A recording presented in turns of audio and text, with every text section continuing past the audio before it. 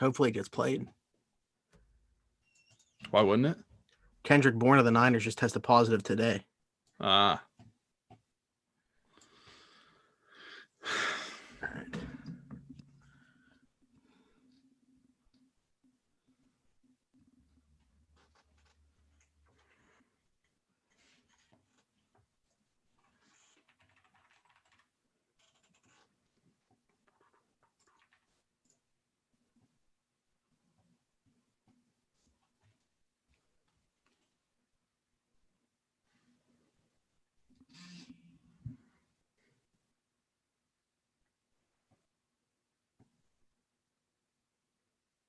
All right.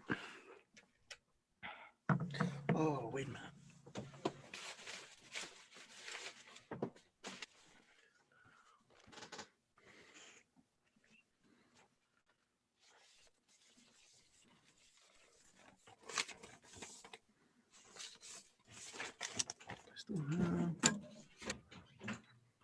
What looks like we're not using that one?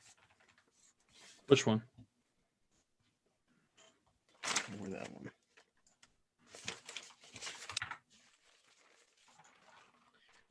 All right. You ready? Yeah. Let me just send this out.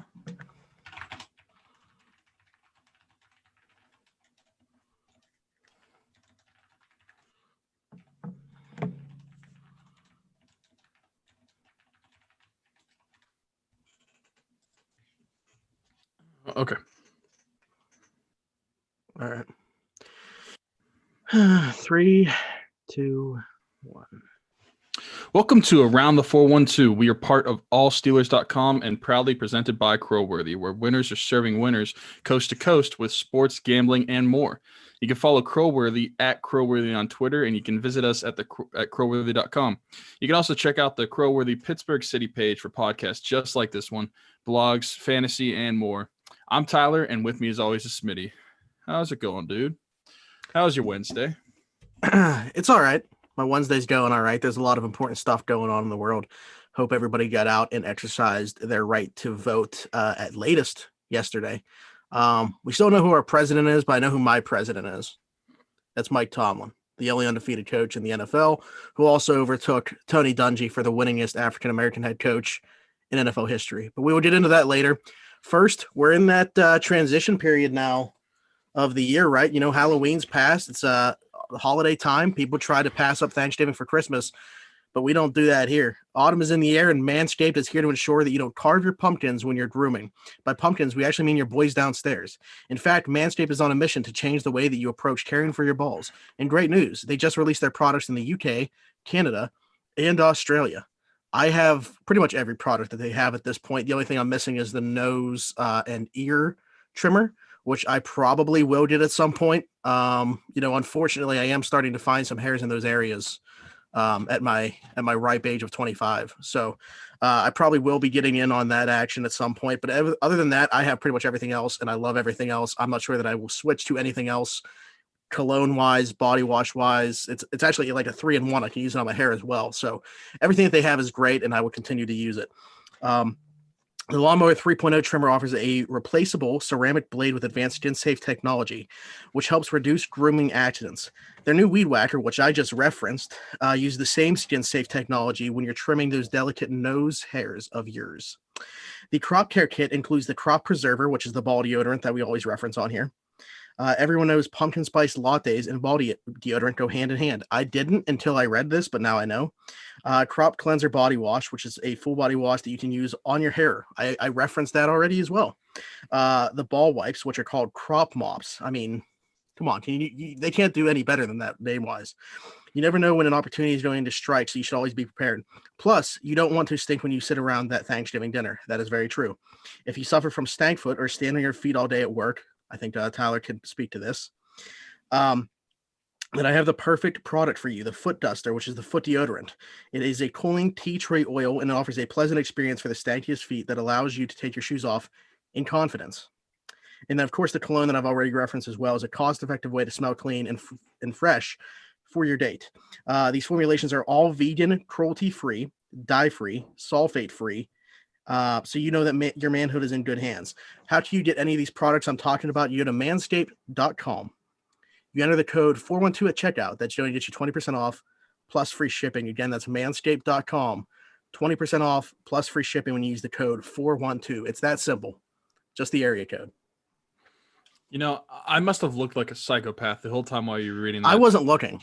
So yeah, you were reading the ad, and I'm just sitting here huffing my crop preserver because it all smells good, and it all has a very distinct smell. They all smell similar. But yeah, I love it. I love everything. You mentioned that I need the foot duster. I definitely do, dude. I actually have it. Yeah. Like, I can't even emphasize how bad my feet smell when I come home from work, and I own it. I know it. I know they do. They're terrible, but it definitely helps a lot for sure. They smell good, and they even make it feel good. They make my feet feel lighter on my feet. I don't know how. I don't know if they put something special in it to make it feel that way, but it does. So go get it at manscaped.com. Is that T-shirt or like this? Maybe. I mean, I don't know. It just makes my feet feel good. I think that we're just feeling good all around right now. I mean, the Steelers are 7-0 coming off a win against the Baltimore Ravens. And we head into, I don't want to say the easy part of their schedule coming up here. But I would say it's kind of a get right part of their schedule if you do have some lingering issues. And we're going to talk about those. Dallas, it is on the road. And then coming home to face Cincinnati, and I don't think that they're any slouch. I think Joe Burrow's got that team very competitive. They just knocked off the Tennessee Titans on Sunday, so they're the team to look out for, I think, in this next 3-game stretch. And then going to Jacksonville, and this isn't the same Jaguars team that's given the Steelers problems in the past. And Gardner Minshew isn't playing right now. I don't know if he will be in a couple of weeks when we match up with them, but as of right now, they're turning to 6th-round rookie Jake Luton out of Oregon State, I believe. If I'm looking at a matchup here in these next 3 games is the one to circle that we got to take, tread the most lightly, it's probably that Cincinnati game. And Joe Burrow has that team very competitive, regardless of the deficiencies on that offensive line. He makes them a competitive football team. And I don't think that they, are going to be obviously in competition for the AFC North or a playoff spot or anything like that. But they're putting a product now out on the field. They're giving their fans something to watch and giving them, some type of hope for the future here. This is a building block for your franchise. And I think that I don't know that there was many questions about him, coming out last year, but I mean, he has stamped home the fact that he should have been the number 1 overall pick. Granted, Justin Herbert's playing phenomenal too, but Joe Burrow doing absolutely nothing to show why he should have been the number 1. Right. And to go along with him, they've got some decent weapons on that team, at least offensively. I mean, you've got Tyler Boyd, the rookie T. Higgins, Auden Tate has grown his role somewhat, and honestly, so far this season, AJ Green's kind of just been like the 3rd, 4th wide receiver, which is crazy to think about. Joe Mixon's always a solid running back. I mean, like on the offense, the only thing that they have that's lacking is their offensive line, like you mentioned. And even on the whole team, that's definitely the thing that's lacking the most because the defense isn't as bad as we all thought it would be going into this year. Right. And they did get some help on their offensive line. They bring in BJ Finney, the former Steeler from the Seattle Seahawks in a trade, sending Carlos Dunlap the other way. Cincinnati also acquires a 7th-round pick in the deal. But that's, solid, I think, for him. I think it's a solid deal just all the way around. I mean, Cincinnati definitely needed offensive line help. I think as Steeler fans, we can speak to that this is a valuable guy. He's kind of a piece that you can move around anywhere in that interior. Now, he's not going to go and play tackle for them, but center or either guard position, he's going to step in and fill in well, I think. And then going the other way, Carlos Dunlap just playing over like 50% of the snaps for the Bengals. That wasn't sufficient enough for him. Obviously, their all-time leader in sacks. So he wanted out, and he goes to Seattle. Cincinnati gets some help on the offensive line. Seattle gets some pass rush. I think it's a great deal all around. And now for BJ Finney, who hadn't played at all on offense after signing a 2-year, $8 million deal in Seattle, he's going to get the opportunity to be, one of the starters on Cincinnati's offensive line. That should help them out a lot. But again, the big question for me is that right tackle spot where TJ Watt has absolutely abused Bobby Hart in the past. And, it's not just TJ Watt, but that's going to continue. Yeah. And listen, with Joe Burrow, he's a dog and he's going to fight no matter what. And so whenever the Steelers play them at home, I'm going to assume that the Steelers are going to be a touchdown plus favorite. I would say between 7 to 10 points. And I'm honestly already thinking about taking the Bengals to cover that game because they've covered in like almost every single game, I feel like, except for that one Ravens game. Mm-hmm. Yeah, they're great against the spread this year. Yeah, But and again, I mean, I that's just think that goes with Joe Burrow. I just think he is has the mentality like, listen, if I'm going to go down, I'm going to go down with a fight. And a lot of those games have come down to the last drive or two. It's been crazy to see what he's been able to do so far in his young rookie season. Yeah, they did spend a little bit of money on defense. I think that they're a little bit better in that area than a lot of people thought. Again, the biggest thing's the offensive line. If they can shore that up, and it's not, I mean, that's easier said than done. That's not just a snap of the fingers with how much help they need there. But that's really, where the team is lacking. I think if they get an offensive line, they're going to be able to compete in the AFC North when you got your quarterback, and that's the biggest thing. You get your quarterback, you fix that offensive line. Those are your two building blocks. Then you get guys to get after the passer. I mean, there's a formula to these things, and with Joe Burrow, the Bengals are on the right track. Yeah, and it's for sure not even a question the toughest game over this 3-game stretch. I mean, the game this week, we're going against Pine Richlands' Ben DiNucci. I mean, we I don't saw think what. he's playing. Oh, he's not. No, they're talking about Cooper Rush or Garrett Gilbert. Who the hell are they? So Cooper Rush has been their backup since Dalton went down. He served as their backup last week to DiNucci. And then Cooper Rush has been their practice squad guy. Garrett Gilbert was in the AAF before that got, shut down or whatever. So Cooper Rush played at Central Michigan. Never heard of you in my life. Mm-hmm. Yeah, so we'll talk about, the betting stuff later, but that is why the Steelers as of right now are minus 13.5 point favorites here. Garrett Gilbert played for it hasn't really moved much, honestly, regardless of the quarterback change. So Garrett Gilbert played for University of Texas at Austin. What is their? I have no idea. Is that even an actual school? Is that Texas Longhorns? Didn't you say at Boston? No, at Austin. Oh, is that the Texas no, Longhorns? UTSA. Yeah. That's San Antonio. Oh, wait, yeah. I think that's Texas. Why do they word it like that? I don't know. Well, if anybody's in here and can answer that, I have no idea. Maybe I'm completely wrong, but it's looking like when I Google University of Texas at Austin football, it comes up Texas Longhorns football. I've never heard it said like that. I would have just thought it said University of Texas. UT Austin, UT or Texas. Yeah, I guess that's the school. That's crazy. Never heard of that. I've also never heard of him, so he must have been not that good at Texas. He went to, so he was at, it looks like he transferred SMU. He was also there. So, do you know when he was in school? 2009 was at Texas, 2010, 2011 transferred to SMU, 12 and 13. Oh, okay. I didn't know if he was on one of the two teams that BYU crushed into the ground. But like you, literally have never heard that in my life. Yeah, I've never heard of that ever. We did get a question right now. Yeah, but anyway, just to wrap up this, I do want to talk about the Ravens game, but I don't know why I'm looking ahead already. But these next 3 games, again, going to Dallas, Cincinnati comes here, going to Jacksonville. If you're looking for one game out of there that you feel like, presents the toughest task of getting through these 3 games, still being 10-0 before that matchup with the Ravens on Thanksgiving, I think it's the Cincinnati game that you're circling. So, so Ben Keaton said, what do you guys think about DeMarcus Christmas? Apparently the Steelers have brought in a defensive tackle for a visit. DeMarcus Christmas. I'll be honest, don't know really anything about this guy. I like his last name. I can tell you that. Well, yeah, I was gonna say if you would have asked me, is this guy real? I would have said no, because that just doesn't sound like a real name to me. Yeah. So let me see here. DeMarcus Christmas. I got Google pulled up. I know he played at Florida State, but he has not played a snap in the NFL. Okay.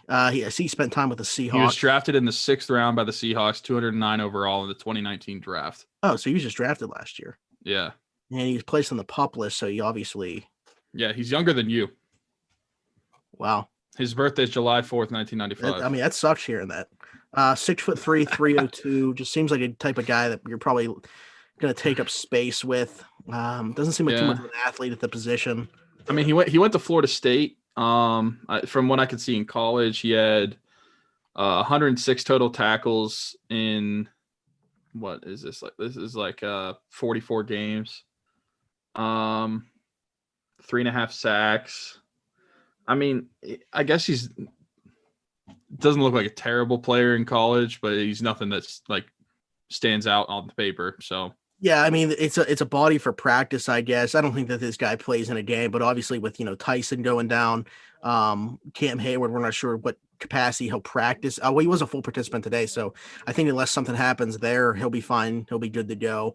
Tuitt has skipped one day of practice pretty regularly. I did see that today, which is normally like the hardest day of practice of the week, a Wednesday, the Steelers, I guess they practice without helmets today. Like they just took it lighter. Obviously their practice the retail preparation has been a little bit different this week because the Ravens did have a guy test positive. So the Steelers had to kind of be working remotely originally, but they've, had consecutive days without testing positive. Thank God. I mean, that could still, we know with the incubation period of this virus, that could still, play a part down the road here, and you cross your fingers that it doesn't. But so far, so good there. But anyway, yeah, I think that this is just a guy, a body for them to use in practice. I don't think that he ever gets into a game for them. He's not nearly as big as Daniel McCullers, but for some reason I'm getting like that type of vibe. Just really doesn't offer much from a pass rush situation or anything like that. Just kind of like a body in the middle of the field that you're hoping takes up a lot of space. Right. Yeah, that's all it is. If they were really looking to try to get somebody for a game situation, I don't think that this is the guy that they would have been pursuing. No, I don't think so either. I mean, I've never heard of him. Let's just be real. If they were pursuing someone, I would assume that I've heard of them at least. Yeah. And cool name though. Cool name. Yeah. And as he alluded to as well here in the YouTube, interior D-line help would help with Cam and Tyson being beat up. Yeah. Again, Cam practiced fully today. Looks like he'll be fine. Tyson, we know, is going to probably miss 1 or 2 weeks. He's a sprained MCL, right? Yeah. Yeah. Mm-hmm. Okay. So, I mean, that's definitely better than what a lot of us were probably thinking. Yeah. I mean, Monday went probably as well as the Steelers could have hoped. You find out Cam is pretty much fine. A little bit of a bumps and bruises on the quad, not too much of an issue there. Tyson, you weren't sure what's going on with. Sounds like he'll miss a game or two. And then we trade for Avery Williamson, which we'll talk about a little bit later in the show as well. But really, jump back one day from what I just said. Before Victory Monday, to get to Victory Monday, we had to win a game against the Ravens. And, I catch myself repeating a lot sometimes because we do this Steelers wrap-up show now. When they at least when they win, but they haven't lost yet. So I don't know if I'll be in the mood to do one when they lose, but we've been doing the Steelers post-game show, and I catch myself repeating a lot of the same stuff on here. But, just for the sake of saying it again, for people that don't watch that, it's true. It was a tale of two halves. Again, similar to the Titans game, but pretty much the exact opposite. The Steelers kind of, they did whatever they wanted on offense in that second half, pretty much. Ben did whatever he wanted, at least. And, going no huddle, going up tempo, not even, calling plays, just letting Ben be Ben. And it worked out exactly how you would hope for. And the defense did enough. They obviously created a couple turnovers. When I say a couple, 4 for Lamar Jackson helps because if you look at the box score beyond those turnovers, you're wondering how the heck the Steelers won this game. Baltimore, they ran their recipe for success. They ran all over the Steelers, and we talked about it on here. One of our keys to the game, shut down the run game. That didn't happen. The Steelers still walked out of there with W. Right. You look at the team stats for the game. You look at rushing yards for Baltimore, 265. Lamar had 192 passing yards. It just looks like if you put this box score in front of me and said, do the Steelers win this game? I'd say no. But they ended up getting the win. But you're right. It is a tale of two halves. It was basically like the second half continuation from Tennessee went right into the first half of this game. The offense was flat. Defense was meh. It was just very frustrating to watch, especially offensively. Offensively, I had nothing good to say whatsoever in that first half. I don't think anybody did. Ben had like 20-some passing yards. The running game really wasn't doing much because it was so predictable. Yeah, nothing was really happening. So, and it was kind of, I talked about, again, sometime on the post-game show, even though, the pressure wasn't necessarily getting to Ben, it's because they knew that Ben wants to get the ball in his hands so quick. Mhm. Guys like Calais Campbell, at 6'8", the frame that he has, batting balls down at the line of scrimmage. They were just timing that up because they were like, we're not even going to worry about trying to get after Ben. He gets rid of the ball too quick. We'll just time these passes up and deflect them at the line of scrimmage. And we saw it. The Titans did it. The Ravens did it. It's but that didn't happen in the second half. So again, key adjustments made in this game. The Steelers obviously made the better adjustments. The Ravens couldn't adjust back to that, shutting down the Ravens passing game. They still ran the ball very well. But again, the Steelers, pretty much dictated their terms on offense, picked up third downs when they needed to, and they walk out of there with a W. Great play by Minkah Fitzpatrick, which was not a penalty on the last play of the game. Also credit Justin Lane, who was targeted on that pass and was there to, help break it up as well. But yeah, I mean, you got to be feeling pretty good to walk out of this game with a W, considering your opponent, first off, and also the fact that they won another game where you could say, I still feel like the Steelers haven't put their best 60 minutes of football in front of us, and they're still winning games like this. For sure. And something I wanted to say on the postgame show that I didn't say was without that Robert Spillane touchdown, we're down 17-0 at halftime. Yeah. So, and if we're down 17-0 at halftime, I don't think the Steelers are winning that game.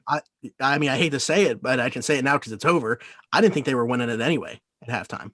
Yeah, I mean, it sure didn't look like it. The offense did a literal 180. Also, I don't know. Did you see that Mark Madden was sarcastically giving Juju praise, or was he actually serious? I don't know what's up with that. I mean, listen, regardless, the dude went out and bought a jersey. Thanks for putting money in his pocket, but I don't know. I don't know if it was a joke or what. They did seem like his tweets about it did seem sarcastic, like putting the team on his back and stuff like that. Again, I mean, I just don't get it. Like, this is a guy that I think even more so we should start to appreciate even more, because we've started to talk about it like that Hines Ward type mold, the gritty receiver, which kind of like Pittsburgh defines itself on being a gritty blue collar place. That's kind of the wide receiver that Juju Smith-Schuster is turning into. The guy that you can rely on these third downs. He's reliable. These short yardage, chunk plays, whatever. He can do it all. Middle of the field, he's not afraid to go there. He's not afraid to get hit. He fights for extra yards. I mean, he's kind of been Mr. Reliable this year. Doesn't have a drop. Third most catches in the NFL this year without a drop. I mean, this should be a guy that I would think that everybody in Pittsburgh would start to embrace more. But again, they're not, because of what he chooses to do off the field, which it's not illegal. Like, he's not out doing drugs, drinking every night. Why aren't people allowed to have fun and enjoy themselves online? Like like you said, he is not out drinking, doing drugs. He's not missing practices. He's not working out. It makes no sense why people don't like him. And I've been thinking about that Hines Ward model, and I think I've come to the realization that I'm okay if Juju is not the most skilled wide receiver that we have, even though he is very skilled. If he wants to take on that Hines Ward mold, but where he's like the most reliable and he's gritty and that tough guy that, like, if you need a first down, you can go to him. I'm personally okay with that, because thinking about Hines Ward, you could argue that Hines Ward was probably never the most skilled wide receiver that he was with on the team, but right. He was also the most reliable one. And so I would be completely fine if that's the way Juju goes, and if he continues to steal his career and that's what he turns into. Because look at Hines Ward when it comes to Steeler greats. I mean, there's many people that will say, who's the best wide receiver in Steelers history? A lot of fans would argue Hines Ward just because of the legacy that he left. Right. Yeah. I mean, the answer for most talented is obviously Antonio Brown, but I think that there's a difference there.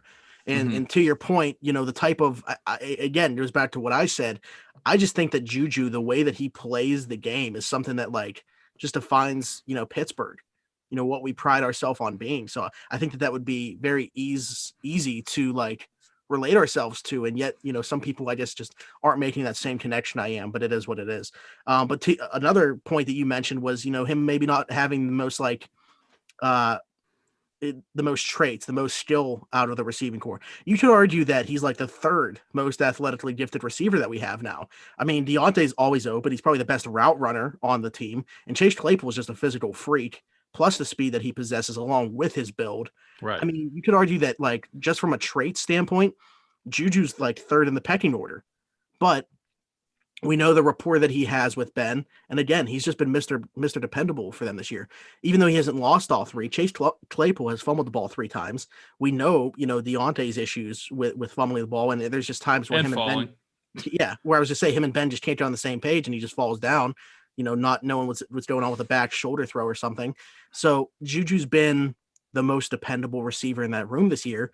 And I mean, I would say that we kind of expected that. Again, getting back to the fact that he was the only guy that had a true relationship with Ben coming into this year. Yeah, and you look at the past 2 weeks in that Titans game, not a lot of the yards had to come after the point of contact, but he was making key third down conversions late in that game to help the Steelers secure the victory. This past week, in the second half especially, Juju was getting a lot of yards after the point of attack and after he catches a ball that are hard to get. I mean, I can remember there's a third down that he converted that there was like maybe 3 guys on him and he fought to get that first down. And not a lot of receivers are going to do that or even have the physical capability to do that. And so I just think that speaks to the way Juju takes care of himself and the type of player he is. I think that the Tennessee game, like especially that second half, was just so impressive. It seemed like every third down, we knew where the ball was going. Tennessee should have known where the ball was going. It went there, and he still was able to pick up these third downs. And I keep going back to that play, which like I said, I think was against Houston. That third down that he picked up on like the very first drive, which is a third down, and it's like he stopped like 3 or 4 yards short of the sticks, and he's off balance. Somehow has the wherewithal to like fall backwards, extend the ball, and get the first down on it. I mean, this guy, he just fights for yards. He gets the yards after catch in a very different way than we see Deontay Johnson or Chase Claypool. He fights for him. He never gives up. Now, I wanted to bring up, since we're talking about the Ravens game, something that is very touchy, I guess, towards Ravens fans, but maybe not so much for Steeler fans. It's probably fun for Steeler fans to talk about. Is Lamar Jackson overhyped? I don't think so. Okay. And the reason I don't think so is going back to, I mean, I've said that the Chiefs, and I still don't think that, the Steelers, we could say, how did they come out of this game with a win? More so, I'm looking at that Chiefs game. I said that the Chiefs laid out a blueprint for how you beat these guys. You put them into a situation where they have to pass, and Lamar hasn't really shown the ability to win a game with his arm yet. That being said, there's not many times where they're in that situation because Lamar's so good where they're never put in that situation. I think that the best thing about Lamar is the dual threat ability. And whether it be the Ravens doing it, him doing it, trying to preserve his career, even though we've talked about it, he's a much different runner than RG3. He's very smart. He's calculated with his runs. They're more by design than RG3 just, taking off on his own and taking these hits. Although Lamar did take some licks in this game Sunday, but that's not, what we've seen pretty primarily in the past. I think it's just because how bad, if you want to say, he's looked against us. I mean, the 2 career games that he's played against us are arguably the 2 worst games of his career. So I think that probably plays into how Steeler fans would feel about him. But you watch him play against everybody else, he's so dominant. And again, the fact that he doesn't put himself in a position where he has to be this great pocket passer. Now, the question is, can he be at some point? I mean, he has to get better, because if he ever wants to win the big one, that is going to have to happen. But I still think for a guy that we're talking about, just his third year in the league, he is where he should be. He's already won an MVP. He's gotten his team to the playoffs. I think that the trajectory for him is there. So I don't think that he's overhyped, but I think that I think it's a different conversation if they don't go to the playoffs and win a game this year. Yeah, that's true. But I agree with you. I just wanted to ask the question. I don't think he's overhyped. I think he's a very good player. I think you could argue that he is one of the, if not the most athletically gifted player in the NFL. I mean, here's the thing. Here's the thing. If you're starting a franchise, you want to start the franchise with a quarterback. Obviously, the first guy you're going to go with is Patrick Mahomes. I would argue, even due to the age gap, Russell Wilson's probably number 2, even though he's, in his low 30s. Right. Now, who's number 3, though? For me personally? I'm asking, anybody watching this too. I mean, I think that a lot of people, you just think youth. So people will throw out like Joe Burrow. Obviously, a bunch of people are on like the Joe Herbert train right now. I mean, Lamar Jackson literally just won the MVP last year. He led the league in touchdown passes last year. I mean, I still think that he's a guy that you would want to start your organization with. Now, the question is, I think that people have a misinterpretation of what a system quarterback is, because Lamar Jackson is the system. Like, anywhere he goes, the system changes. Like, he's not going to be put into a system because it's the only way he's going to succeed. Like, he is the system. Mm-hmm. Yeah, right. You're right. Everything has to revolve around how he plays. But yeah, like I said, I agree with you. I don't think he's overhyped. He does need to work on his passing, though. I mean, literally any team that can stop the run, which when you get deep in the playoffs, there's going to be defenses that are able to do that. He's going to be He's going to have to be able to win games with his arm, which he hasn't shown that he's able to do. Yeah. So we just got a question here. Is he an elite quarterback? I think he's an elite football player. I think that him being an elite quarterback is probably a different question for me. Now, it might not be for you, but this is just the way I see it. I think he's an elite football player.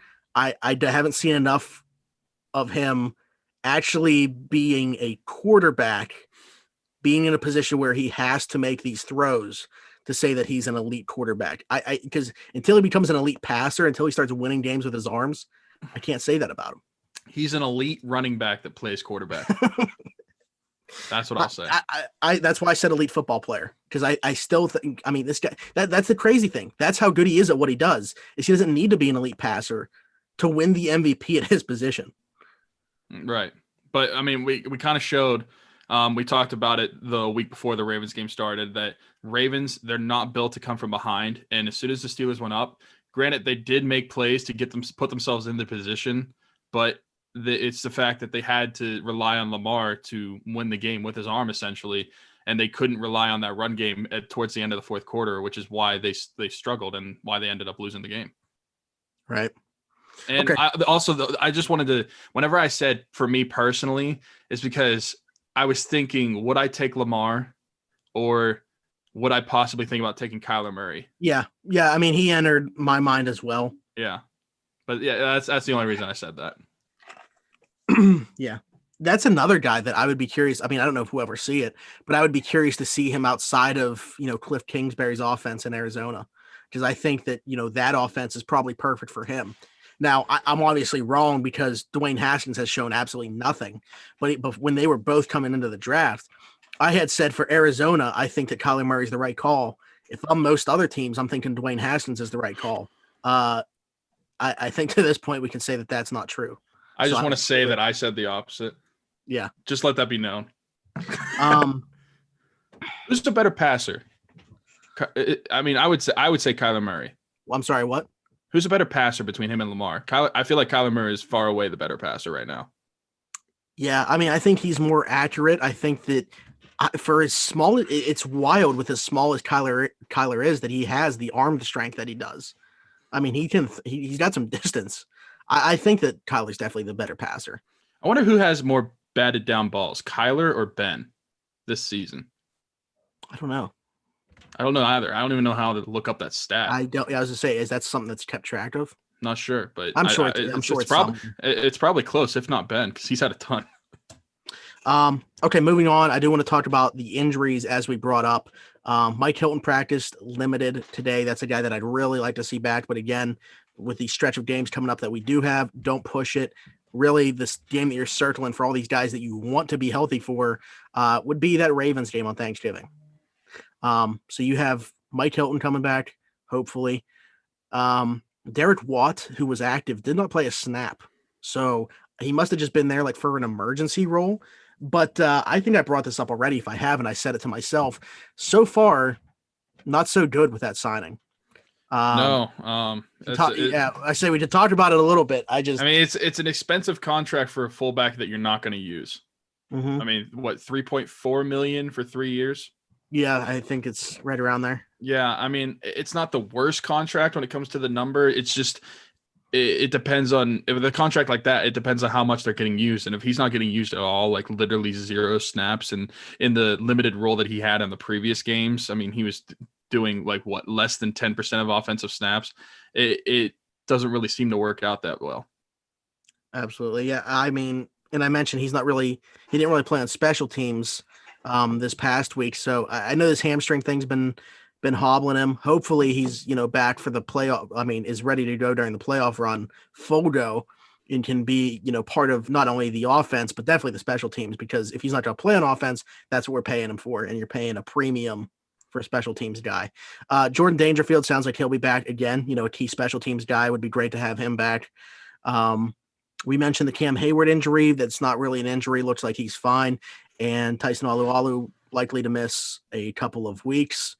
And then Stefan Wisniewski activated off IR. So he'll be back part of the active roster. And I forgot about him, to corresponding be honest. move, unfortunately, our guy UG3 going to IR, so he'll miss at least 3 games. Yeah, as I mentioned, when I put that tweet out there, I was, messaging back and forth with him a little bit. And he told me it was kind of, he felt something in his back. He mentioned it to the team. That's what knocked him out of last year, ended his season early. So they were hoping to catch it early enough where he wouldn't miss an extended period of time. But looks like he's going to need at least a few more weeks, so he's going on IR. Hopefully this doesn't end his season, but. Did you break news, by the way, whenever you tweeted that? Yeah. Because you were talking to him? Yeah. Yeah, I saw our tweet made in a couple articles that I found. Oh, nice. So yeah, but hopefully he's good to go, down the stretch. But should he not be, I want to address a question in the YouTube, but I want to say this first because it ties in. Obviously with losing that depth at linebacker, the Steelers decided to go outside of the organization and bring in some depth. Avery Williamson, who might be a little bit better than just bringing in depth. This is a pretty coveted free agent when the Jets signed him. I think that there was some interest there from the Steelers. We were looking for a replacement. We still hadn't gotten anybody after the Shazier injury. And I think that the Steelers are probably interested in him. He ends up signing a deal with the Jets, a pretty decent sized contract in free agency, leaving the Titans. And then, last year tears his ACL. So he's coming off that. Before that, pretty solid guy in coverage. He's taken a step back in that area since the injury, but pretty short tackler. He's good against the run. I think he's still an upgrade from what we have in pass defense because Vince Williams I love Vince. Great against the run, great rushing the passer from that position. Doesn't give you a whole lot in pass coverage. And, Robert Spillane, again, kind of just physical limitations. He is what he is, but he's actually been better than Vince. So I'm going to be curious to see how they use these guys. Do we still see Marcus Allen a bit? I'm not sure. But Avery Williamson, at the very least, gives you another option at linebacker that is, starting caliber. Yeah, and for sure, because I'm looking at his snap counts, and he played a ton this year so far. In 4 of the game or 5 of the games, he played 85% or more. In 4 of the games, he played 92% or more. The last 4 games, he played 92, 94, 97, and 85%. So the dude's used to playing a lot. I wonder if eventually he'll start out as a backup and then maybe eventually he takes on a starting role as he gets used to the Steelers system. I don't know, but it's definitely helping that linebacker depth with the loss of Bush and UG3 for the time being. It's going to help out a lot. Yeah, and you just wonder, I talked about that pass coverage grade not being that great, him taking a step back in that area. Maybe it's just the system. Maybe he gets back to that very high level of play in that area, playing in the Steelers system. He's playing with a lot more talent on this defense than he was in New York. A lot better coaching. So I think that it's just a better situation. Well, I don't think that. I know that it's just a better situation overall for him. And I expect this guy to step in and just be able to flourish in regardless of what role he's put into. And yeah, to your point, I think that we're just see his snap count go up because I think that he'll start out, maybe in just certain packages, just trying to get used to the defense. We'll see. But I think that he's a superior talent. And they're going to find ways to get this guy in the field. And, his time is just going to go up and up each week as we gear towards the playoffs. And I think by the time the playoffs are around, we're looking at him being a primary starter in the middle of that defense. Yeah, I think so for sure. And it's exciting because, the loss of Bush sucked, but we definitely weren't expecting them to make a trade like this. We said it on our pregame show. Yeah, we literally mentioned him by name. Yeah, we talked about him, and we're like, yeah, we don't think it's going to happen. And then literally, I don't even think it was 24 hours later that it came out that it was happening. Yeah, and here's the thing. But I did say, even though I said I didn't think it was going to happen, I said he made the most sense because he's a rental. You're not going to give up a whole lot for him. And they didn't. They swapped a 5th and a 7th. So they moved back 2 rounds. And not only that, but, should this guy go and sign a deal in free agency, you recoup that comp pick. So they could do very well for themselves here, regardless. But this was the guy that made the most sense. You're not tying up a whole lot of cap. You're not really giving up much draft capital. You could be recouping draft capital. this summer for the following draft. So, which is when they gave up the pick was 2022, not even a 2021 pick. So, I mean, it just made too much sense not to go and get this guy. Like, regardless of if you needed him, I mean, even if he's just a luxury for that price, why not? I mean, you're talking about, again, a guy that was playing so many snaps for the Jets defense, is reliable, and can come in here and I think, it sounds like you do too, end up being a starter on this defense. Yeah, and just imagine being him getting that trade call, because you're going from, you mentioned that it's an upgrade for players. Yeah, you mentioned it's an upgrade of players and an upgrade of coaches, but just the records. You go from 0-8 to 7-0. I mean, you go from probably the worst, not even probably, the worst team in the NFL to arguably the best in a Super Bowl contender. He's probably so stoked.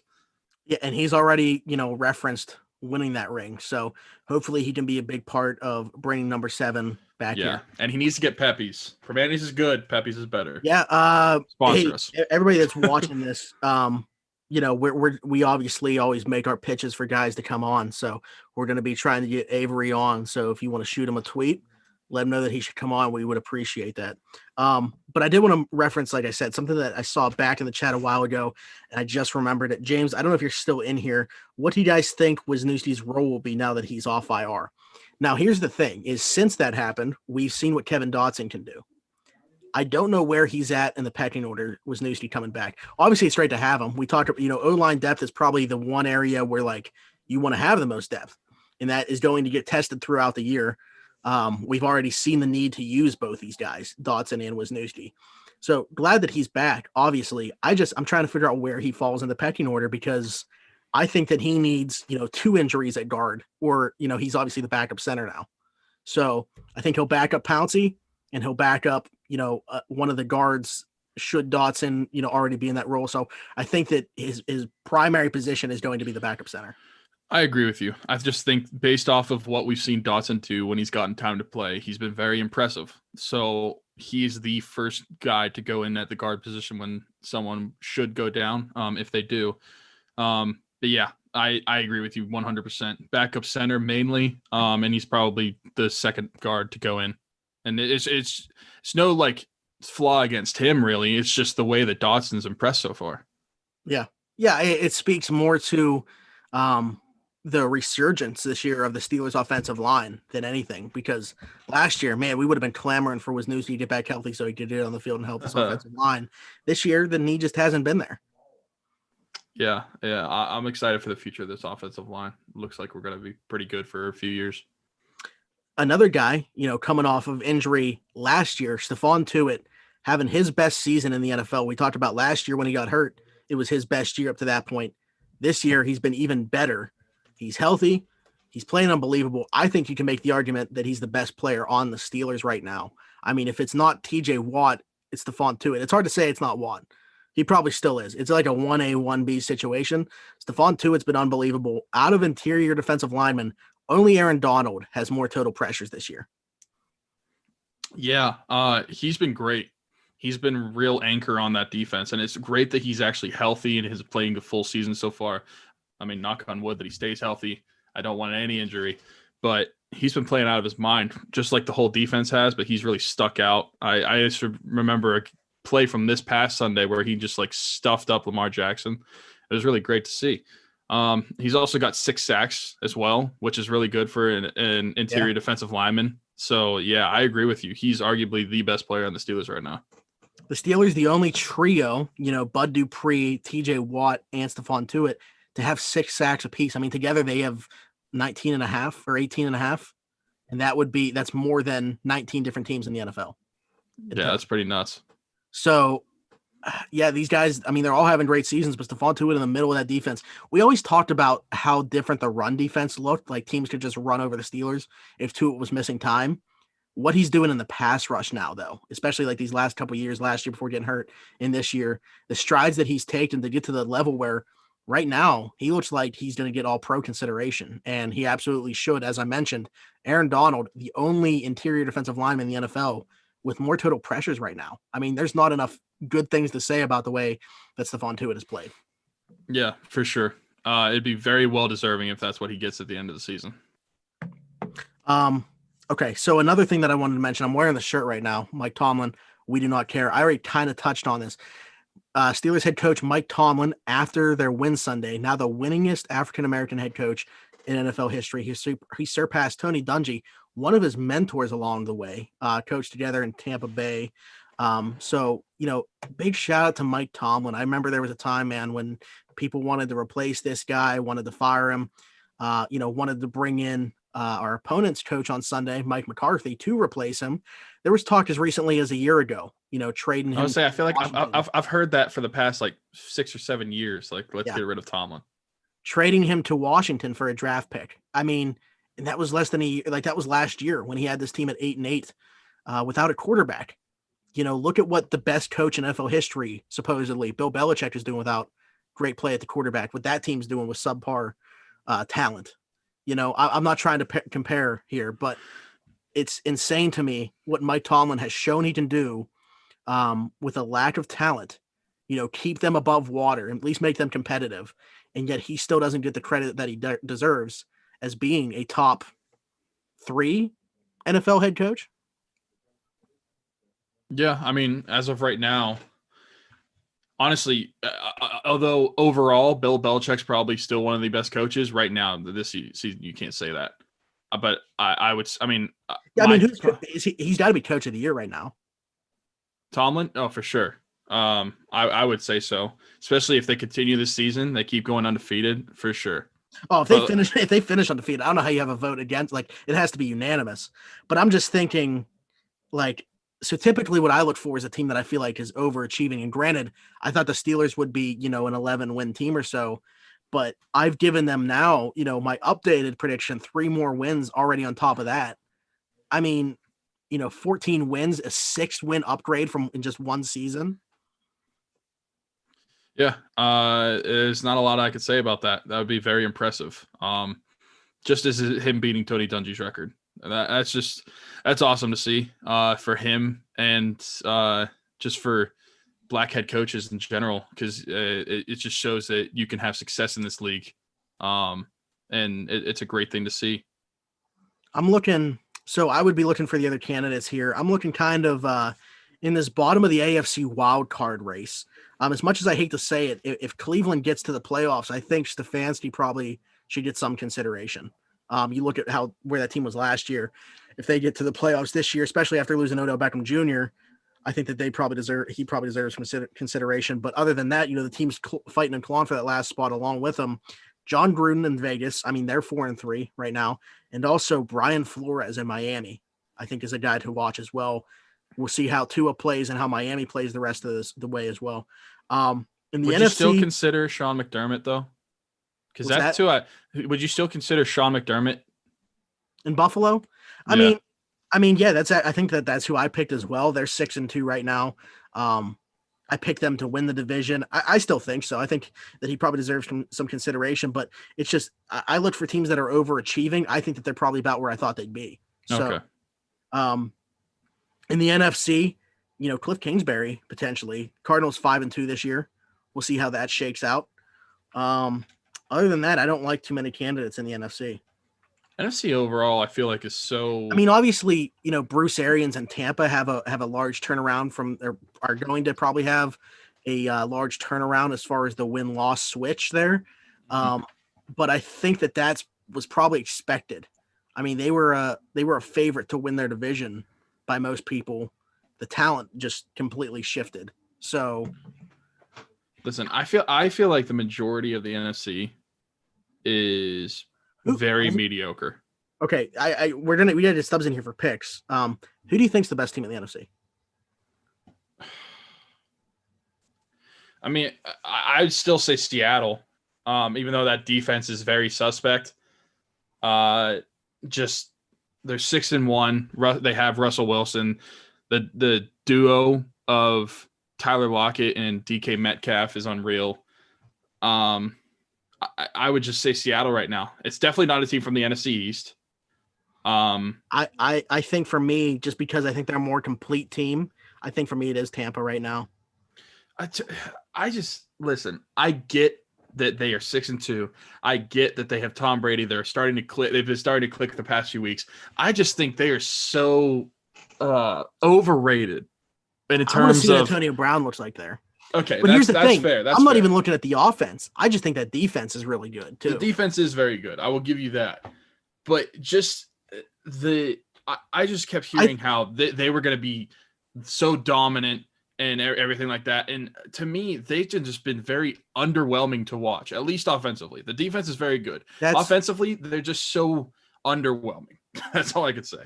I think that that's it. Is it's kind of exactly what you thought the opposite would be. Like their defense is very good. The offense just needs to kind of be average because of how good that defense is. Mm-hmm. Where you look at all the star power in offense and you're thinking it's going to be the flip flop of that. I think that's why for me, I just think that they're the most balanced. I think that Seattle, we'll see when Jamal Adams comes back how different they are. Hopefully, Shaquille Griffin comes back and helps out those corners. They added a little bit of pass rush and Carlos Dunlap. I think that they probably should have been trying to make a move for somebody in the secondary. We know that NFL trades, they don't come too often, and it takes two to tango as well. But I think that they should have been sniffing if they weren't the market to get some DB help. But listen, they're probably my number two. I mean, at worst. And I think that honestly, my number three might be in that same division. I like Arizona a lot. I love Arizona. I think they're a great team. I might have to rethink. I don't even know what my playoff position was. But I did have the 49ers making it as a wild card. But right. I don't. Yeah, but we expect them to be healthy. Yeah, that's true. That's true. We didn't know that they were running Wednesday type practices on Thursday. Did you hear about that? Yeah, I did. Chase Claypool said he has a friend on the 49ers, and they go like all out on Thursday practice, which like the Steelers don't do. Yeah, it does make sense. Here's my thing about the Packers, because they're kind of in that mix as well. That defense, I don't know if they have anybody on defense that likes to tackle. That's true. Yeah, they give up more yards before contact than anybody else in the NFL, and this goes back to last year. I mean, they're not physical. They don't look like they want to play defense. Jair Alexander's phenomenal. They got some decent pass rushers. They got nothing in the middle of that defense, and it is a glaring hole that they needed to address either in the draft with going Patrick Queen instead of drafting Jordan Love, or however you want to do it. And they also on offense. I mean, Aaron Rodgers is great. Devontae Adams is great. Aaron Jones is great. I mean, Robert Tonyan is having a nice year at tight end, but there's just on that other side, that other receiver position, it's been talked about for a long time in Green Bay. They haven't gotten another guy, and it's like I feel like it's starting to catch up to them. I say, who's their number two receiver? Lazard or Vontaze he's been Scanlon? hurt for a while. Lazard's been hurt for a while, but it's probably him when he comes back. Yeah, and even with Devontae Adams, it's like him and Aaron Jones have to decide. Like, hey, we need to be healthy at the same time, because I feel like for the past month, they've just been flip-flopping back and forth who's not playing this game. Yeah, Logan just mentioned in the YouTube chat, Desmond King from the Chargers getting traded for a 6th-round pick to Tennessee. Seattle should have been on the phone and said, we'll give you a 5th. Yeah. You've gotten all over that before Tennessee. For sure. Because that would have been huge for them. He's a guy that can play all over the field in the secondary. Here's what I'll say about Seattle and why I like them as my favorite team in the NFC. Well, not my favorite, my best. They're also my favorite, probably. Just because of Russell Wilson. I trust Russell Wilson, even though that secondary of their defense is suspect. I trust him to be able to keep that team in the game no matter what. And I do not trust Tampa Bay's offense to be able to do that as of right now. Yeah. That's the thing. I feel like in Seattle's case, it's like last possession's going to win. And how many times throughout the course of a season are they going to be the last team with the ball? It's true. It's true. Because you look back to like Green Bay last year, they go 13-3. People were calling them the worst 13-win team because of how many one-possession games that year. We might be looking at a similar situation with Seattle. And they're another team like Green Bay, not great on defense. That's fair.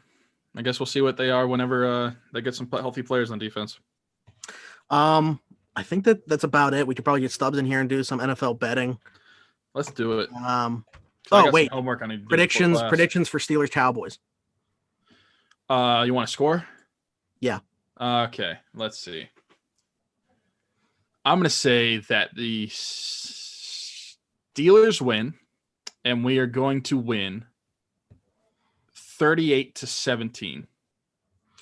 Oh, how are the Cowboys getting 2 touchdowns? One's going to be a defensive touchdown, pick 6. I know you don't want to hear that, but that's what I'm saying. I'm going 34-10. I think Zeke gets one. I actually think that this is a game. I'm not going to say it's going to be a tale of two halves, but I think that in the first quarter, Zeke scores a touchdown. I'm not saying the Cowboys score first, but maybe we score first. Then Zeke ties at 7. And people are like, "What the heck's going on? I Why was are we say, tied?" are you telling me to take that prop bet right now? Zeke scoring first? People are like, "Why the heck are we tied right now?" And then all of a sudden, it gets out of hand. Right. I'm down with that. I mean, we both have the general idea. They're going to win by like 20 something. Yeah. And we might cover the idea of that here in a second when we talk about the Steelers. Let me see here. Not a great week for your boy, honestly. No, me neither. I was terrible. I definitely fell off compared to last week. Last week I at least went positive. I think I was like 9-6 or whatever I was, and this week I was 6-8. Did you guys include all the games in your numbers you sent in the text? I went 7-7. Huh? I went 7-7. I went 6-8. Okay, I went 6-8 too. Yeah. So we're below that 50% mark combined. Yeah. Mm-hmm. I mean, I guess that's kind of not fair to Stubbs because Stubbs was 50%, so we can't really tie ourselves in with him. But I had a couple big wins. What's that? I had a couple big wins that you guys probably didn't have. Like I had Denver, Las Vegas, and the Bengals covering again. I picked Denver straight up money line. I also had Vegas money line. Oh, okay. So my 6 were Chiefs under 48, Steelers money line, Bengals plus 5.5, Broncos plus 3, Seahawks -3, and Eagles -7.5. I didn't do well with the over unders last week. I only got one of them. I got over on Indy Detroit. The rest of them I didn't. I missed. So, well, my most confident was the Steelers money line, obviously, and that hit. And then my least confident also hit, and it was the Chiefs under 48. Yeah, my most did not happen. It was Tampa covering by 10.5. Oof. Yeah, my least was Denver money line, and that did happen. All right. So let's do this. Green Bay and San Fran, as of right now, still going to take place tomorrow. Again, San Fran having a guy test positive today, wide receiver Kendrick Bourne.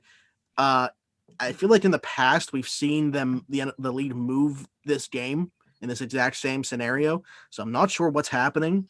But as of right now, we're going to act like it's to be a Thursday night football game. Because of San Francisco's situation, Jimmy Garoppolo going down again, George Kittle will be out about 8 weeks. I'm going Green Bay -6 here, even on a short week. I'm not sure that he comes back, but it sounds like Aaron Jones potentially plays in this game. That would be big. So I got Green Bay -6 here. I have the same thing, but I don't like how Green Bay keeps getting these large spreads. Yeah, and San Fran, decent team, obviously. Just too many injuries for me. I don't love 6 points, especially on a short week, but I just look at that team. They got like 8 guys or something on IR right now. I mean, I'm going to go with the Packers covering as well.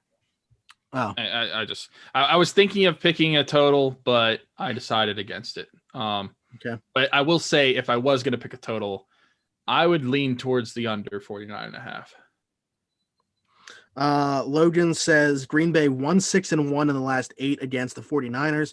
It's the run game that worries me. They beat Green Bay with 8 completions in the playoffs. They did, but they're also down to JaMychal Hasty at running back, and nothing against him. But Raheem Mostert, ran for 4 touchdowns in that NFC Championship game. So, I mean, yeah, I understand it for the same reason I just brought up Green Bay's defense. They don't want to tackle anybody. They probably, again, everybody was talking about receiver.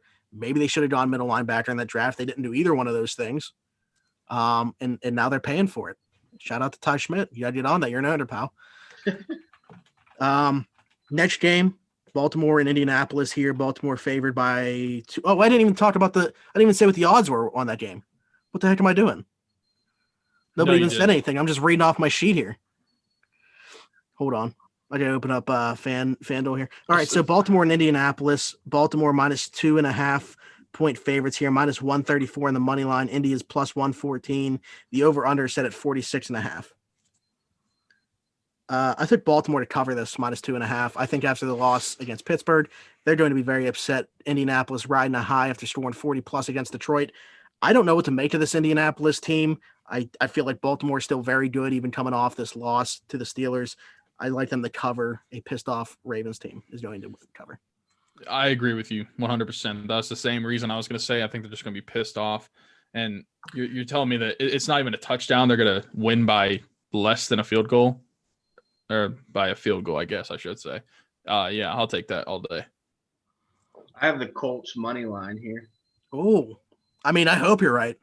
Yeah, I think their defense isn't probably as good as the Steelers, but it's defense is night and with day. Darius Leonard. Yeah, it's night and day. Yeah, it's It's very fast. So I don't think they're going to be able to run for 260 yards. So Lamar. At first it sounded like you said they're fat. But then you said fat. They're very fast. All right. The next game on here is going to be Carolina and Kansas City. Kansas City being given 10.5 points here, minus 520 on the money line. Carolina plus 400. The over under is set at 52.5. This was one that I really struggled with. Carolina, not as great against the Bengals, but I feel like they're pretty good against the spread this year. So 10.5 points is a lot. At the same time, Kansas City back at home. Carolina did just lose to Atlanta. I took the over 52.5 here, not feeling super confident with it. I guess I will just do it. I'm picking the opposite of you. Okay. I'm picking the under 52.5. I feel like Kansas City wins the game, but I just don't feel like it's going to be like Kansas City putting up like 35 plus. Yeah. I got the Panthers plus 10.5 here. And see, that's probably the way I'd go if I weren't doing this. If I were picking anything else, obviously I'm not touching that money line. That would just be stupid. But a backdoor cover, maybe like a late touchdown. Christian McCaffrey is coming back, I believe. Granted, Mike Davis has been a beast anyway, so. And this year, I would not be surprised if they just win it. I don't know. It's been a weird year in the NFL so far. Yeah, that it has. Chicago and Tennessee here. Tennessee minus 6. They're minus 275 on the money line. Chicago plus 225. Over under set at 46.5. Give me the Bears to cover the 6 points. Okay. It's at 6. On FanDuel, it is. It is at 6 now. Yeah. Oh, I got it at plus 5.5. I took the Bears. It was at 5.5 when I did it. This literally just changed, I believe, since we're starting to record. So yeah, I'm looking at it on FanDuel right now. It's at 6, so I'm taking the 6 points. All right, I'm gonna take them at 5.5 because I already put them into that app I use. So this one sucks, and I wouldn't bet this because the money's just not there. I just took the Titans money line. I think that Chicago's defense is pretty solid. I still think Tennessee's good, but now back-to-back losses, one of those to Cincinnati. I think they're going to fall back into that record they had last year. I think they're going to end up being like a 9-7 team again. Man, yeah, maybe. Denver and Atlanta. Atlanta's 3.5 point favorites, minus 200 money line. Denver plus 160, over under set at 50. I'm gonna go over 50. That's the same thing I did. I'm curious though as to why. I mean, I get it. Like neither team's great, but Atlanta being favored here like this, by more than a field goal and minus 200 money line. I mean, you can get Denver money line for plus 166. I'm a little bit enticed by that, but yeah, I took the over as well. I took the Broncos with the points after that big win last week. I mean, yeah, it's unpredictable, but I'm going to take the points again this week. They got me a win last week. So. Again, I don't think that anybody could really like question it if they were the favorites here. So yeah. All right, Houston and Jacksonville. Houston minus 7. They're minus 275 on the money line. Jacksonville plus 225, and the over-under is set at 50. I feel like without Minshew in the game, I'm going to take the Texans to cover because it's plus 106. Those are good odds. So I'm going to take the Texans to cover that touchdown. I got the Jags plus 7. I I don't know why. But yeah, I don't know that I do this if Minshew's in there instead of Jake Luton, but I also took Houston minus 7 here. Not that I'm the biggest Minshew believer in the world, but I mean first start for a guy. I did not even know that he was out. Yeah, they're starting a 6th rounder out of Oregon State, Jake Luton. Kind of, I mean, it's the same round Minshew was drafted in, so. What do you I'll think? take it. I'll just keep it. Plus 7. I'll be different. Giants and the Washington football team here. Washington 3-point favorites, minus 144 in the money line. The Giants plus 124. Over under set at 41.5. I don't like this game because they're both terrible. And I don't know who's going to win. Like who's the starting quarterback for Washington? I don't know where Smitty went. Who I took the football team money line here. See, I don't know who's going to win. I mean, like that sounds like it could work out, but I could also see, like, especially based off the way the Giants played against Tampa Bay on Monday, I'm like, maybe they could win money line. I don't know. I could never bet on Dan Jones. Dude, you see he has like 30-something turnovers. Yeah, he has like 42 in 20 games or something. I feel like I'm just going to play it safe and pick the total just because I don't really like picking on either of these teams.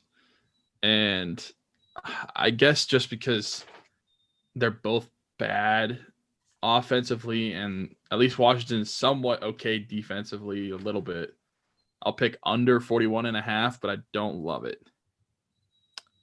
You guys can hear me now, right? Yeah, what happened? You just kind of went away. I have everything, my microphone, my webcam, everything plugged into a like USB hub type thing. And it just like got disconnected somehow, so it all came undone. So could you hear what we were saying then? Yeah. Oh, okay. I took the Giants money line here. See, like I'm thinking of doing that. I was thinking of doing that. But it's just I can't convince myself to do it enough because I'm going to be fooled by what I saw on Monday, how like they came back and was able to backdoor cover. That's what's fooling me. But oh man, like I'll pick that and then Washington will just blow them out. I don't know. I'm picking the under 41.5. Maybe that's foolish too. Who knows? All right, I'm breaking out the hammer for the next game. Seattle's minus 3 here, minus 164. Money line, Buffalo plus 138, over under set at 55. You have to hammer the Hawks, right? Minus 3. I'm actually hammering a parlay here of Seahawks minus 3 and over 55. Buffalo traditionally starts to get cold. The weather starts to stink this time of year. We're looking at 68 degrees in Buffalo on Sunday, baby. Both defenses not that great. We know Seattle's definitely not that great.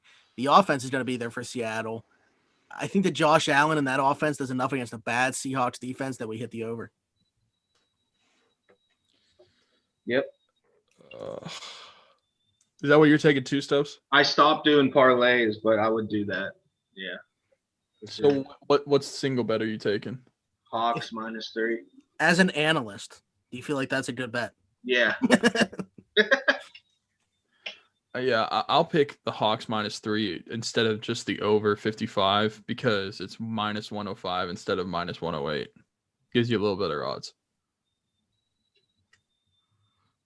Logan just said Kyle Allen. Did somebody ask who Washington's quarterback was? Or is he just saying? I asked who's starting. Oh, I thought he was just mentioning his name as to why he wouldn't pick Washington or something. No. But I mean, either way, it doesn't matter that's what like something we'd do. He could have said any quarterback, and it wouldn't really have changed my mind. They both suck. Yeah. Okay, so Vegas and Los Angeles Chargers here. Chargers being given 1.5 points, or I'm sorry, they're 1.5 point favorites. Minus 116 money line. The Raiders minus 102 money line. Over under set at 52. So I don't love this because both teams are minus on the money line. But I told you guys last week I didn't trust Herbert. I mean, he's slinging the ball around, but the team's not winning games. I would say it's not that I don't trust Herbert. I don't trust his team. Yeah. Because I don't think he's the reason they're losing these leads. No, but I'm going with the Raiders money line here. I have Raiders money line as well. It's the closest as you're gonna get to even odds on here. So do I want to do it? I don't know if I want to pick. To be different, I'm going to pick over 52. Okay. Even though it's the worst second worst odds. Still. Okay. Miami and Arizona. Arizona 3.5-point favorites. They are minus 198 money line. Miami plus 166. The over under set at 48.5. Who's going first? I took the Cards minus 4.5 here. Okay. Oh, you got a 4.5. Okay. Yeah. Yeah, it's 3.5 now. So, I actually went with the over here. Yeah, the over. I was gonna say looks good too. Yeah, I mean, I'm curious to see how Tua looks in this game. Didn't have to do a whole lot in his first start on Sunday. Cardinals defense, yeah, they're okay. If they're not creating turnovers, I'm not sure how great they are. Miami's defense looks very good, but I like Arizona's offense a lot. I don't know. This is really a toss-up for me, but at the end of the day, I ended up picking the over because of Kyler Murray and DeAndre Hopkins and really hoping that Tua, does – I don't know if he could possibly do less than he did in his first start, but does more in his second start. And I will add on to that and say I will pick the over as well because it is minus 110 compared to minus 114 for the Cardinals to cover. So that's why I'm picking it. I would have took the Dolphins if Ryan Fitzpatrick was a quarterback right now. We haven't seen anything we haven't seen what Tua is going to do yet. So yeah, and I don't really think that's his fault. It's just the way. Yeah, their defense scored a couple times. Yeah, the Dolphins are the best team in that division, I think. Okay. Well, see, you would have when we did the Steelers schedule breakdown. I made a bold prediction that division would go Buffalo, Miami, New England, and the Jets. And right now, that's how it looks. Yeah. We'll see if Miami can overtake Buffalo, though. Steelers and Cowboys, our game here. Steelers minus 13.5-point favorites. They are minus, does that say 800? Yeah, 800 on the money line. Cowboys plus 560. Over under set at 41.5. Steelers minus 13.5. Next. I have it too. And being a Steeler fan, gives us a little bit more insight than just the bettors that are going to bet on this game, the casual fan. Because we know that the Steelers do not typically beat teams by 2 scores like this. However, I don't get how you can look at the Cowboys quarterback situation and just how bad that team is on defense. Just really their whole situation, their offensive line is banged up. It's terrible. I don't get how you look at that situation and say the only undefeated team in football doesn't beat that team by at least 2 scores. And yeah, I took I took Pittsburgh minus 13.5 here. I might even take Pitt minus 13.5 against these Cowboys. They're going to beat up on whoever plays quarterback, just like they did Baker Mayfield. It's going to be like a 38-7 game. I was about to ask, what do you think the score is going to be? Because Beefy picked 38-17. And I took 34-10. Probably like 38-6 or. That's the thing. Beefy's giving them 2 touchdowns, but he said one of those is coming on defense. In my kitchen. I'm kind of scared. Yeah, I said they're getting 2 touchdowns, but I did say one of those would come on defense. Yeah, I don't. Which maybe I'm just I'm just making that up in my head just to get to 17 because that came out of my mouth first instead of 38-10. But I'm just gonna stick with the 17. Either way, they cover. Okay, so we go to New Orleans and Tampa here. This should be a good one. Tampa minus 5.5-point favorites, minus 225 money line. New Orleans plus 188. Over under set at 51.5. I took the Saints plus 5.5. Oh, I thought you were saying money line. Nope, plus 5.5. Is Michael Couple Thomas new- actually going to play this week? You ask that every week. Well, he's not playing. One week or for a few weeks he's injured. No, he's not. Yeah, I'm not answering that anymore. For a few weeks can't- he's injured, and then he beats up a teammate, and then he gets injured again. I don't know what's going on in his life, so I don't know if he's playing. Because really, my answer for the Saints every week depends on whether Michael Thomas is playing or not.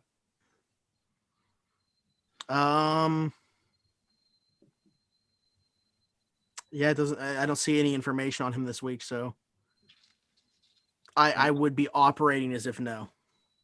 The Bucks offense played terrible last week. I don't know. I think the Saints defense is better than the Giants, right?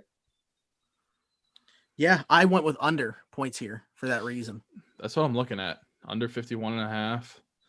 Sunday night football game. Sounds like the Bucks are getting some help on offense, though,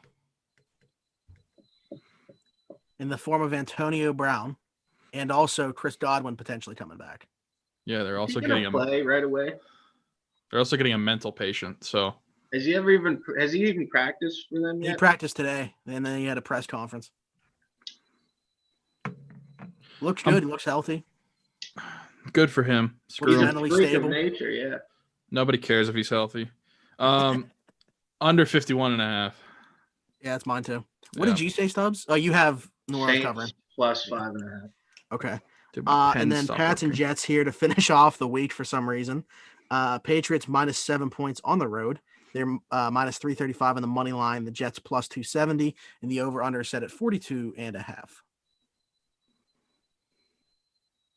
You think the Pats are like bottom 5 team in the NFL? They might be, but I took them I took them on the money line. not to cover. Yeah, I took a money line. Ugh, -335. Well, I wouldn't bet on this, but that's my only pick for. I don't know what else to do. I just want to pad my stats. I kind of Yeah, feel I'm looking for a W here for my weekly wins and losses.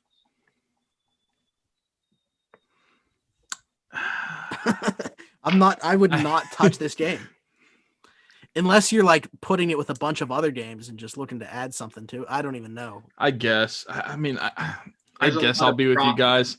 Patriots probably win this game. And I'm saying probably because honestly, I don't know. We said it before, like, can Bill Belichick lose 3 games in a row? Okay, that's happened. Can he possibly lose 4 and that fourth coming against a winless team? I mean, Is Darnold a quarterback? yeah.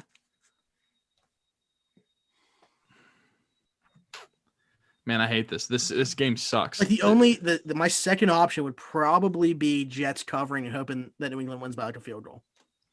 Remember after week 1, we said Cam Newton might be able to make a case this year for comeback player of the year. Yeah, that's out the freaking window. Send that to the freaking moon. Does he even Yeah. have a passing touchdown yet? I think it's 2. I think there's 2. How many points do you realistically think are going to be scored in this game? 2. 7. I'm taking the No. under. I'm taking under 42.5. I do not see this game getting But see, my problem with that is like Over both these teams 30. are so bad, but they're not just bad on offense; they're bad on defense too. Like the offenses might score enough to get the over. I mean, it's a terrible situation. What I would put money on here is Cam Newton's rushing yards over in this game. Yeah, Listen, I'm going to pick the under and just hope that it hits. I just because it's better odds. Obviously, you're not going to touch it, but just because I have to pick a game and I'm going to pick it like I'd actually pick it in real life, it is better odds than -335. Under 42.5. Oh my gosh, I hate it. I hate it already. all right. That might be my least confident. Yeah, my most confident is going to be that Seattle game that I hammered. I think my least confident is going to be.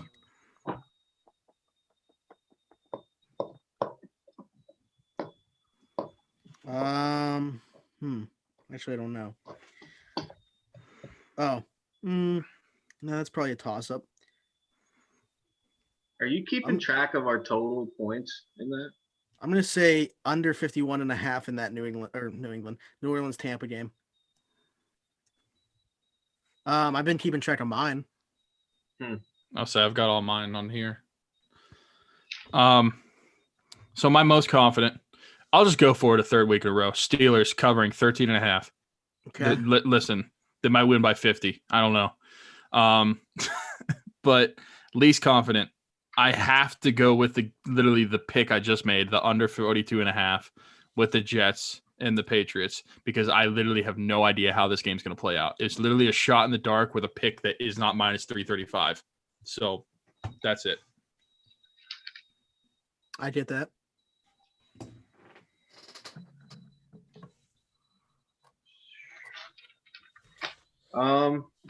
Least confident would be the Colts money line against the Ravens. I can see why that would be. And most confident is the Bears plus 5.5 against the Titans. Okay. The Bears. I'm trying to look how many points I've got from that. Bear down. Bear down. It's a University of Arizona thing. Huh? That's a University of Arizona thing. Mm. I don't know why, because they're not even the Bears. I'm sure there's a story behind it. But yeah, that's like a thing for University of Arizona. I think it says it on their football field, like in the grass or in the turf. It's got it like lined out on the field, bear down. We could ask Jared about it. For sure. Let's get him on. Okay, so I gotta tell you guys about Keats Barbershop, and then I'm really excited to break some news / make an announcement on here. If you're watching this right now, listening back, go check out our pinned tweet after the show, after I clip this and put it on there. But got a very exciting announcement in regards to rocking around the 412. Okay, so I got to tell you guys about Keats Barbershop. Keats Barbershop is an old-fashioned barbershop. It's located at 180 Brighton Avenue in Rochester, PA.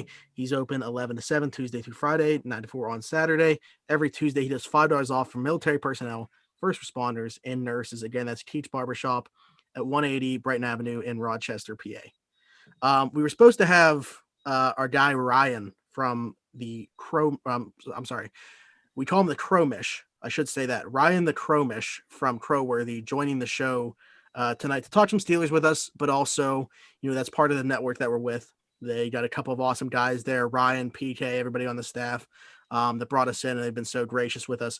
Well, they wanted to do something special for rocking around the 412. So what we wanted to do essentially is, like I said, I'm going to put this up on Twitter as a tweet. We are going to do every Pittsburgh athlete that retweets this tweet. Once we put it up, those guys are going to donate $100 for every athlete that retweets this, every Pittsburgh athlete that retweets the tweet for the first 10. So essentially we get 10 guys to do it. That's $1,000 right there towards the cause. So we're definitely looking for you guys to help make this happen. Tag them, let them know what's going on. They themselves don't have to make any type of donation. Literally, they just have to retweet it. There's $100 coming in towards Rocking Around the 412. What is Rocking Around the 412? Rocking Around the 412 is the third year that we've done this. Second year that we've done this exact type mission. Christmas is next month, and we know that especially in 2020, there are families that can't afford to give their kids the Christmas that they deserve. So we are here to take that financial burden away. We have these families compile Christmas lists of toys, clothes. Beefy and I had to go shopping for makeup last year, books, crafts, whatever you guys want. Compile a list, and we go out and get it. We take away that financial burden. We make Christmas happen for a couple families in our areas. And then if you donate to this cause, every single penny that is donated goes to these families. And then if you donate at least $20 to our cause, you're going to be eligible for some really awesome prizes. Our guy Mike in Illinois, Mike Allsworth, just recently donated another prize. It's a Chase Claypool autographed photo. There it is. And this is from his first career touchdown, actually, against Denver. I already showed a couple of these on other shows, but there's a Minkah Fitzpatrick signed jersey. Is that the right way for you guys? No, it's not. No. This is a pylon signed by 1988 Hall of Famer, Steelers linebacker Jack Ham. Does it have a camera in it? What? A camera. Yeah, so pylon? does it have a pylon cam? Yeah. A Juju Smith-Schuster autographed football. Liddy. I don't know because of the wrapping if it's. You can somewhat see it. Yeah. A Kevin Newman jersey worn by Kevin Newman himself. I'm kidding. That didn't happen.